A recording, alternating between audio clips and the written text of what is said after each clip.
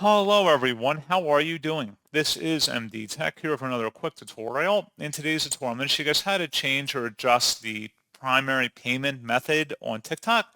So you want to add a payment method possibly as well. In today's tutorial, I'm going to show you guys how to do all that. And without further ado, let's go ahead and jump straight into it. So all you have to do is open up the TikTok app. And if you're unsure how to get to this page, select the profile button at the bottom right. Select the hamburger icon now at the top right, and then select Settings and Privacy.